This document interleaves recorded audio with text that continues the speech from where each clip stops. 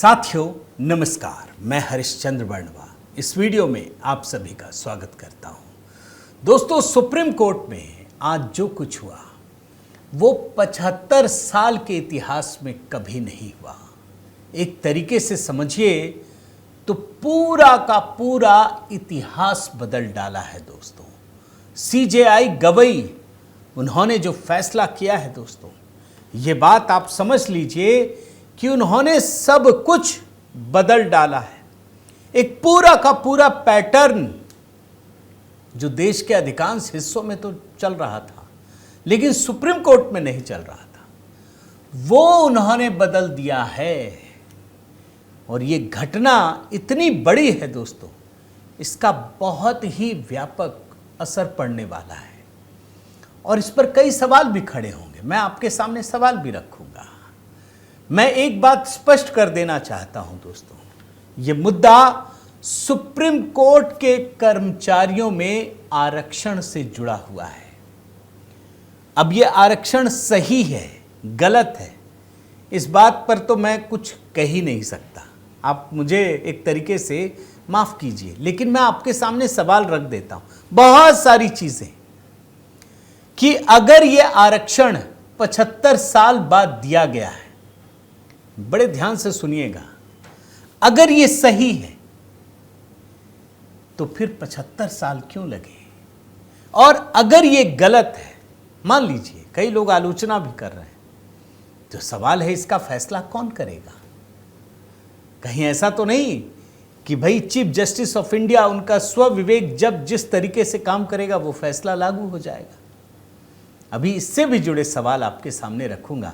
मैं निवेदन करता हूं दोस्तों कि जब सुप्रीम कोर्ट के इतिहास में इतना बड़ा बदलाव हुआ है तो आप जरूर कमेंट कीजिएगा। मैं आपको खबर बताऊंगा, मैं अपनी राय बिल्कुल नहीं बताऊंगा, लेकिन मैं कुछ सवाल जो अभी आपके सामने रखे हैं वो जरूर आपके सामने रखूंगा कि पूरे देश में किस दिशा में ये विमर्श आगे बढ़ रहा है। तो आप सभी से सबसे पहले तो जय सिया राम कमेंट के साथ ही जुड़िएगा दोस्तों, ताकि अधिक से अधिक लोगों तक पहुंच सके ये बात और जो कुछ बदलाव हो रहा है वो लोग समझ भी सकें।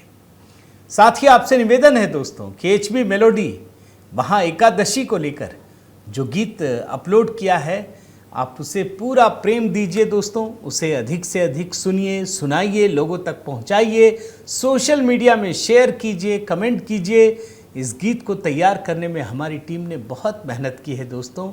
6 जुलाई एकादशी का एक बड़ा पवित्र उत्सव है, तो उसको भी आप एंजॉय कीजिए और ये गीत भी देखिए। इसके शूट में भी हमने काफ़ी मेहनत की है। आइए शुरुआत करते हैं दोस्तों। आप देखिए इस खबर को। पहली बार पता चल रहा है कि सुप्रीम कोर्ट में पहली बार SC/ST आरक्षण नीति लागू हुई है, यानी कर्मचारियों के प्रमोशन सीधी भर्ती में अब कोटा तय कर दिया गया है और ये 75 वर्षों के इतिहास में पहली बार हो रहा है दोस्तों। इस बात को याद रखिए। अनुसूचित जाति अनुसूचित जनजाति वर्ग के लिए कर्मचारियों की सीधी भर्ती और पदोन्नति में आरक्षण की व्यवस्था लागू की गई है और ये नीति 23 जून 2025 से प्रभावी हुई है। पता अब चल रहा है 24 जून को दोस्तों जो सर्कुलर जारी किया गया है उसमें पदों के आरक्षण की जानकारी दी गई है। और मैं देख रहा था सुप्रीम कोर्ट में हर साल 200 भर्ती पदों पर भर्ती मंजूर है और यहां पर जो आरक्षण की व्यवस्था की गई है वो भी आपको बताता हूं। 15% SC के लिए और 7.5% ST आरक्षण के लिए यह व्यवस्था लागू की गई है। यानी अगर 200 पद हैं तो समझ लीजिए कि अनुसूचित जाति के लिए 30 पद और अनुसूचित जनजाति के लिए 15 पद तय कर दिए गए हैं। और 54 पन्नों की रोस्टर प्रणाली में यह विस्तार से बताया गया है कि नियुक्ति और प्रमोशन में आरक्षण व्यवस्था किस तरह से लागू होगी। यानी 200 पदों में 45 पद SC और ST के लिए फिक्स कर दिया गया है। हालांकि एक बात आपको बता देता हूं दोस्तों कि जो न्यायाधीश हैं उन पर आरक्षण की व्यवस्था लागू नहीं होगी। ये किस पर लागू होगी वो बता देता हूं। रजिस्ट्रार, वरिष्ठ निजी सहायक, सहायक librarian, junior court assistant, chamber assistant और अन्य कर्मचारियों के पदों पर यह लागू होगी। और जो नया मॉडल रोस्टर है दोस्तों, उसको 3 भागों में बांटा जाएगा। अनुसूचित जाति, अनुसूचित जनजाति और अनारक्षित वर्ग में वर्गीकृत किया गया है। और जो अदालत की ओर से डिटेलिंग की गई है वो भी आपको बता देता हूं। सीनियर पर्सनल असिस्टेंट के 94 पदों में से 14 एससी कोटे के लिए और 6 पद एसटी कोटे के लिए आरक्षित रहेंगी, यानी 74 पद अनारक्षित रहेगा, उसमें रिजर्वेशन नहीं होगा। असिस्टेंट लाइब्रेरियन 20 पद है, 3 एससी के लिए और 1 एसटी के लिए। जूनियर कोर्ट असिस्टेंट 437 पद है, 65 पद एससी के लिए और 32 एसटी के लिए। 340 में रिजर्वेशन लागू नहीं होगा। इसी तरीके से जूनियर कोर्ट असिस्टेंट के 20 पद हैं और जूनियर कोर्ट अटेंडेंट के भी 600 पदों पर आरक्षण लागू होगा। चैम्बर अटेंडेंट के पद पर भी कोटा लागू होगा। और सर्कुलर में यह भी कहा गया है कि यदि आरक्षण के नियम को लागू नहीं किया जाता है तो उसकी शिकायत रजिस्ट्रार से की जाएगी। सुप्रीम कोर्ट में लागू हुआ है। अब आपको एक बात इंटरेस्टिंग चीज बताता हूं दोस्तों। मैं पहले बता रहा हूं, सही गलत मैं कुछ नहीं कह रहा, मैं जानकारी दे रहा हूं। केंद्र सरकार ने सरकारी नौकरियों में आरक्षण लागू करने के लिए 2 जुलाई 1997 को सर्कुलर जारी किया गया था। केंद्र सरकार 1997 को कि केंद्रीय कर्मचारी जो केंद्र सरकार में सरकारी नौकरी है उसमें होगा। अब सवाल यह है दोस्तों कि जब केंद्र सरकार ने 28 साल पहले यह सर्कुलर जारी किया था तो भैया सुप्रीम कोर्ट में जो कर्मचारी नियुक्त होते हैं उसमें तो लागू हुआ ही नहीं। 28 साल बाद लागू हुआ है।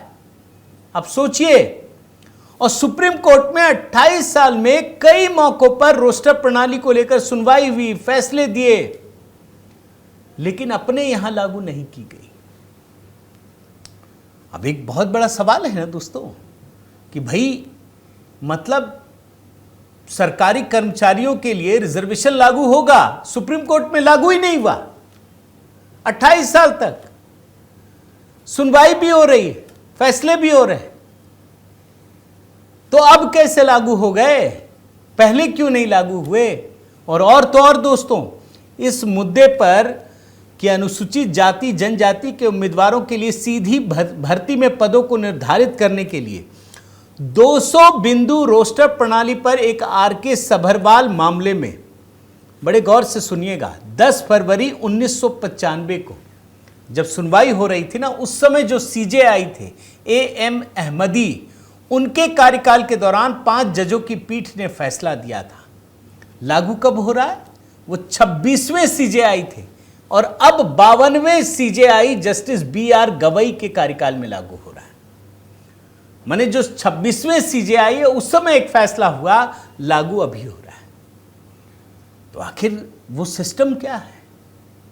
कैसे होता है ये आरक्षण की व्यवस्था लागू? कौन देखता है? कहां से चेक्स एंड बैलेंसेस होते हैं? एक और इंटरेस्टिंग बात बताता हूं दोस्तों। अभी जो ये रिजर्वेशन लागू हुआ है ना, जो हमारे 52वें सीजेआई हैं जस्टिस बीआर गवई, ये खुद अनुसूचित जाति से आने वाले दूसरे मुख्य न्यायाधीश हैं। अभी उन्होंने एक इंटरव्यू दिया हिंदुस्तान टाइम्स को, उसमें जो कुछ कहा है जरा मैं कोट अनकोट में पढ़कर सुनाता हूं। सभी सरकारी संस्थानों और कई हाईकोर्ट में पहले से ही एससी और एसटी के लिए आरक्षण का प्रावधान है, तो सुप्रीम कोर्ट को इससे अलग क्यों रखा जाए? हमने कई ऐतिहासिक फैसलों में सकारात्मक कार्रवाई का समर्थन किया है और एक संस्था के रूप में हमें इसे अपने यहां भी लागू करना चाहिए। हमारे काम हमारे सिद्धांतों को दर्शाने चाहिए। उन्होंने ये भी कहा कि समानता और प्रतिनिधित्व विरोधी नहीं हैं, बल्कि एक दूसरे को मजबूत करने वाले सिद्धांत हैं जो भारत के संवैधानिक दृष्टिकोण को आगे बढ़ाते हैं। अब यहां एक सवाल तो उठता है ना कि भाई जो आज सीजेआई गवई साहब बोल रहे हैं, क्या सुप्रीम कोर्ट में इससे पहले ये जरूरत महसूस नहीं की गई और आज की गई है? तो ऐसी कौन सी परिस्थिति पैदा हो गई जो आज की गई है? भाई फैसला तो अहमदी के समय हुआ था और केंद्र सरकार ने तो कब किया है फैसला, आप खुद सोचिए ना। और यहां पर एक और इंटरेस्टिंग चीज बताता हूं दोस्तों कि अब तो लोग सवाल पूछ रहे हैं कि भाई सुप्रीम कोर्ट में भी जब ओबीसी, एससी, एसटी तमाम चीजें होंगी, तो यहां एक बड़ा इंटरेस्टिंग वाक्य आपको बताता हूं। वक्फ बोर्ड पर दोस्तों सुनवाई हो रही थी, सीजेआई खन्ना बैठे हुए थे, तो उसमें याद होगा एक तर्क ये दिया जा रहा था कि मुसलमानों का मामला हो तो वक्फ में गैर मुस्लिम क्यों हो, कैसे सुनवाई करेगा? तो उस समय जो सरकारी वकील थे, सॉलिसिटर जनरल तुषार मेहता, उन्होंने एक तर्क दिया था, फिर तो इस हिसाब से आप भी सुनवाई नहीं कर सकते, फिर तो ये कहा जाएगा कि वक्फ बोर्ड मुसलमानों से जुड़ा हुआ मामला है तो मुसलमान न्यायाधीश सुने, फिर तो ये कहा जाएगा। तब chief justice of India Khanna थे, उन्होंने कहा था कि माफ कीजिए मिस्टर मुझे मेहता, हम सिर्फ न्यायिक फैसले की बात नहीं कर रहे हैं, हम जब यहाँ बैठते हैं तो अपना धर्म भूल जाते हैं, हम पूरी तरह धर्मनिरपेक्ष हैं, हमारे लिए एक पक्ष या दूसरा पक्ष एक समान है। यानी हम जब बैठते हैं तो धर्म भूल जाते हैं। तो लोग ये भी सवाल उठ रहे हैं कि फिर जो एससी एसटी रिजर्वेशन के लिहाज से आएंगे या कोई भी रिजर्वेशन के लिहाज से, वो जब अपना सुप्रीम कोर्ट में काम करेंगे तो क्या वो अपनी उस आइडेंटिटी को भूल पाएंगे या नहीं भूल पाएंगे? और इसीलिए दोस्तों मैं देख रहा था कि सोशल मीडिया पर कई तरीके से लोग कमेंट कर रहे हैं और कई सारे कमेंट मैं पढ़ नहीं सकता, लेकिन लोगों ने, जैसे गर्वित सेठी वेरीफाइड अकाउंट है, वो लिख रहे हैं this is not social justice. ये दरअसल इसका विरोध कर रहे हैं। एक ऋतु राठौर है, for the first time in the history of supreme court of India, इसने भी मुझे लगता है आलोचना की है। एक डैंग टाइगर है, उसने भी कहा है, कई लोगों ने कहा है, कुछ समर्थन कर रहे हैं, कुछ विरोध कर रहे हैं, और ये तो किसी भी काम में होगा दोस्तों। लेकिन मैं आपके सामने 4 सवाल खड़े कर रहा हूं, बड़े गौर से सुनिएगा और मुझे बताइएगा दोस्तों कि आप सहमत हैं, असहमत हैं। मैं ना तो समर्थन कर रहा हूं ना विरोध कर रहा हूं। देखिए, जो व्यवस्था जरूरी है वो होनी चाहिए, मैं इस बात का पक्षधर हूं। लेकिन कुछ सवाल, आरक्षण की व्यवस्था इस देश में जब संविधान बना था तब 10 साल के लिए लागू की गई थी, मगर सोचिए आजादी के 75 साल से भी अधिक समय गुजर जाने के बाद अब जाकर सुप्रीम कोर्ट के कर्मचारियों के लिए आरक्षण की व्यवस्था लागू करनी पड़ी है। हम आगे बढ़े हैं या पीछे जा रहे हैं? दूसरा सवाल, अगर एससी एसटी के लिए किया गया है तो फिर ओबीसी को क्यों छोड़ा गया? अब ये सवाल क्यों उठा रहा हूं ये भी समझ लीजिए। किस दिन मोदी, ये राहुल गांधी तो उठाते हैं ना आजकल ओबीसी का सवाल, वो तो किस दिन पीछे पड़ जाएंगे इस सुप्रीम कोर्ट का उदाहरण देकर के कि ओबीसी को छोड़ दिया। देखा मोदी राज में, वो इस चीज को भी मोदी सरकार से जोड़ देंगे, बोलेंगे सिर्फ एससी एसटी को दिया गया, ओबीसी को छोड़ दिया गया, क्योंकि उनका वोट बैंक तैयार करना ओबीसी में। तो ये सवाल है कि ओबीसी को क्यों छोड़ा गया? जब सुप्रीम कोर्ट में 30 साल पहले इस पर फैसला हो गया था तो अब क्यों लागू हुआ? इस देरी के लिए कौन जिम्मेदार है? भाई 28-30 साल पहले केंद्र सरकार, सुप्रीम कोर्ट दोनों में। और चौथा सवाल दोस्तों, इस प्रकार के फैसले होते कैसे हैं? कौन करता है? क्या प्रक्रिया है? या सिर्फ जो उस समय का चीफ जस्टिस ऑफ इंडिया रहेगा, सिर्फ उनके स्वविवेक से ही सारी चीजें होंगी और वो कानून बन जाएगा? आखिर इसमें पारदर्शिता है कहां? ये फैसला किस लिए लिया गया, किन परिस्थितियों में लिया गया, क्या प्रोसेस था जिसके जरिए लिया गया, या अपने आप ही ये सब कुछ कानून बन जाएगा? अगर आप मेरे सवाल से सहमत हो तो जरूर बताइएगा। बताइए दोस्तों, ये जो सुप्रीम कोर्ट में चल रहा है वो सही है, गलत है, क्या है? मैं निवेदन करता हूं कि अगर आपने चैनल सब्सक्राइब नहीं किया है तो ज़रूर कीजिए, लाइक कीजिए, बेल आइकन दबाइए। और हाँ दोस्तों, HB मेलोडी एकादशी पर जो गीत तैयार किया है ज़रूर देखिए। अपना प्रेम और स्नेह दीजिए। बहुत बहुत धन्यवाद। जय सिया राम।